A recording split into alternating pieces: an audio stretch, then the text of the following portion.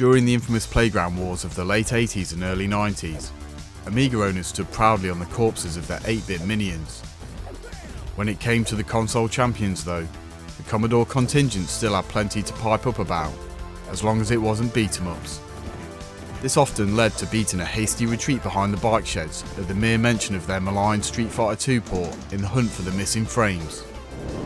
A few contenders had made a case for themselves, such as Team 17's Body Blows and Terramark's Elfmania, but in 1994 a new challenger arrived from developer NAPS team and publisher Gremlin Interactive. Emerging from the darkness with a roster of 16 playable characters, Shadow Fighter was looking to give the cartridge crusaders more than a swift kick to the shins. While each of the brawlers have their own short backstory, with their bios flashing up during load times, they're all focused on one thing: defeating the titular champion. The once noble samurai Kyoya turned Shadow Fighter fell from grace and was cursed to be one of the undead. He hopes one of our willing contenders will put him out of his misery by defeating him in combat and promising them their great reward for doing so. Jumping into the options screen, the player is greeted by a good number of expected game modes such as Championship, Training, Single and Versus Battle. In-game fight modifiers such as Stunning and Round Time can be tweaked, as well as a blood setting, but don't go expecting Mortal Kombat levels of brutality. The most interesting option is the rather inane looking difficulty settings. Selecting Easy mode will only give you access to 6 fighters, with Normal granting you an additional 6 and Hard unlocking the full roster. It's an interesting gameplay choice for the Championship campaign, but all characters can be chosen in other modes. Firing this up, our would-be champions are a varied and colourful bunch from around the globe, and are realised with some great detailed sprite work from Fabio Capone.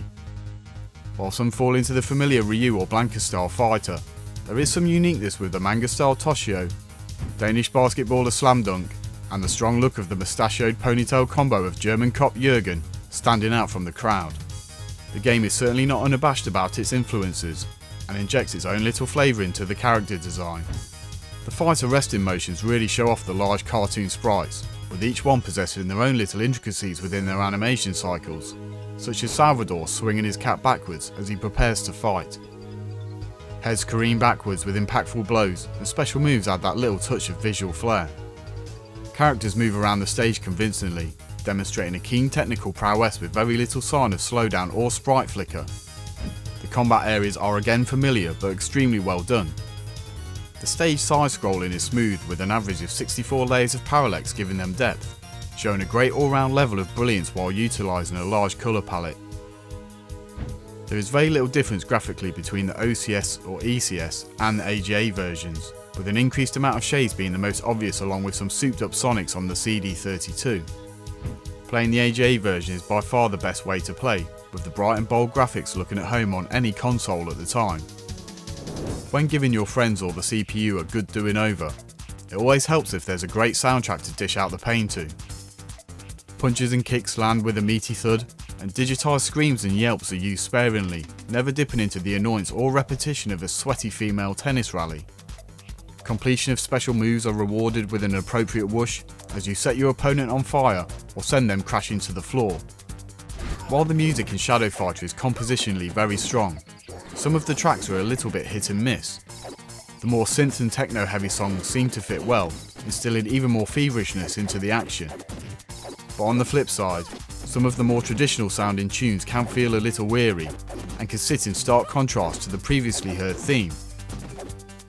This can make the game feel tonally disjointed, although all of the audio work has inherently strong production values.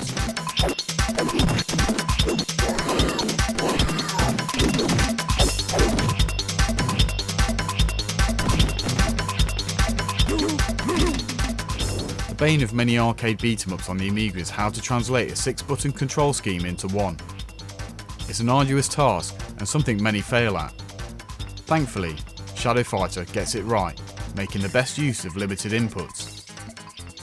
It's testament to the controls that even the CD32 version retains the 1-button control scheme, despite the advantages of the pad setup, minus the flimsy D-pad of course. With around 25 moves per character, there's certainly a lot to master with your basic attacks needing a direction and button press to perform. Pulling off special moves will be a recognisable affair for those familiar with the Street Fighter series, with quarter circles towards or backwards coupled with the fire button, initiating most of the beatdowns. You will need to be very precise to complete these moves though, as there is very little margin for error, and those starting with the diagonal direction can be frustratingly tricky to pull off. This can result in a bit of flailing around, but once you nail the timing, the game really steps up a gear. There's also enough variation between how each character plays. Experimentation will soon have you picking a favourite based on playstyle, whether that be the hulking Curie or the teleporting Chrome. Most players will settle for an all-rounder like Salvador or Tony, but with 16 characters on offer, it's good to have the option and depth to mix things up. The training puppet, Pupaz, and the reigning champ, Shadow Fighter, can be unlocked via cheats, with the former probably being the most interesting and maniacal character as it pulls out flamethrowers and chainsaws with a cheeky grin. The AI is very competent and for the most part fair with very little spamming. Tournament mode is extremely tough, and with only 3 continues will prove a challenge to even the most hardened brawler. Playing through on hard mode is the only way to view some amusing character endings and face off against the cover star. Stepping into the Shadow Fighter's Dark Temple, especially with limited continues, is like accepting a backstage invite from Gary Glitter. It's ominous, dark, and results in a game of cat and mouse as he stalks you around the arena.